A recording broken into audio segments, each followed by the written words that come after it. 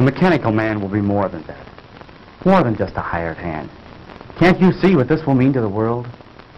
He'll relieve men from dangerous jobs in all lines of hazardous work. There'll be no more deaths from cave-ins and mines.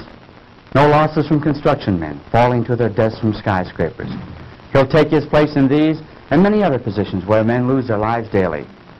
Why, carefully directed, he'll be the greatest insurance to world peace that has yet been thought of. No. I haven't invented this man to be used as a handyman around the house. Of course, I didn't mean that. No, Madge. The mechanical man will be the answer to our future national security. I'll build thousands of them. Can you see an aggressive country attacking any country which has an army of steel men who can't be killed? But, Dr. Morton, I thought you were interested in this purely from the scientific point of view. And I am. But if I can give the world more, I'll not stop there. Now, Frank, don't get excited. Believe me, my friends, I am not unduly excited. But the prospect of what we are about to create here is tremendous. I can't help being carried away. Why don't you time out, Pop? You're right, Barry. I won't let myself get carried away until we see if we really do have a mechanical man who can do all these things. You mean you're going to do it now? Yes, now. Could I help you, Uncle Frank? What could you do? Well, Uncle Frank said we were all going to help him. Didn't you, Uncle Frank? Well, yes, I did, Janet. But I'm afraid there's nothing you girls could do right now except give us your moral support. Is there anything I can do, sir? Yes, James. Would you connect that line for me? The one over there on the other side of the bench. Right. And, John, if you hold this left arm in place, we'll make that final adjustment we were about to make before Mrs. Morton come in. Higher. Certainly, sir. Can I help too, Pop? No, I'm afraid not, son. You stand over there with Mary and Janet. There'll be plenty you can all do later on. Oh, gee, I don't ever get to do nothing. You come over here by me, dear, and stay out of your father's way. Oh, gee. I think we've got it.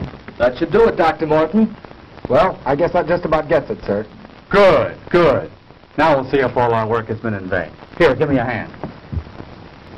Oh, Betty, we didn't see you come in, my dear. Darling, you look so pale. I'm all right, Jim. I've been worried about you, but Mrs. Morton said to leave you alone for a few minutes. Yes, I'm afraid I've been behaving rather badly. Everything seems to be getting on my nerves now. Well, everything will be all right now, Betty. I'm glad you're here. We're just about to prove our experiment. Dad can make them walk, Betty. That's fine, Barry. I'll be with you in a moment, dear. Please go on. Don't let me interrupt your work. Come over here by me, dear. All right. Now, James, if you throw the switch up there. Right.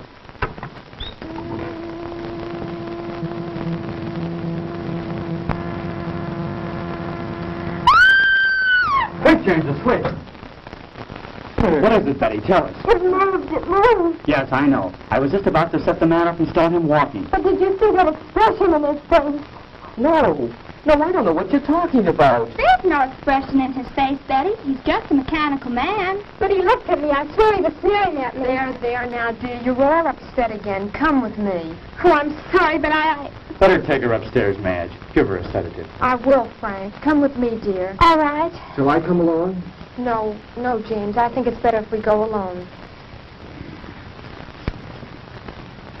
Dr. Morton, do you think that... No, she'll be all right, James. Now, let's get back to where we were.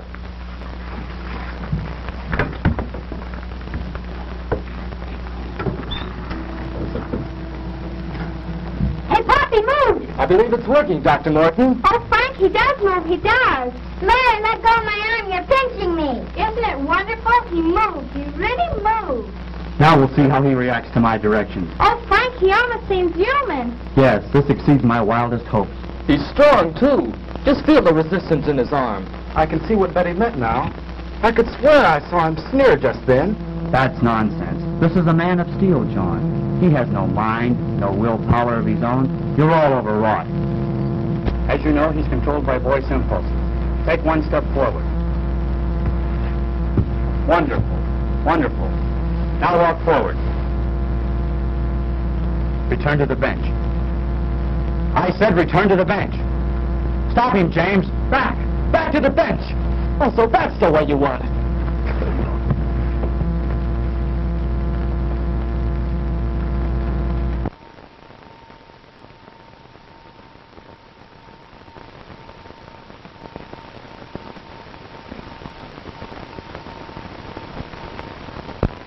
How is he? Just seems to have had the wind knocked out of him. What was that? It sounded like Betty. You take care of James. I'll go see.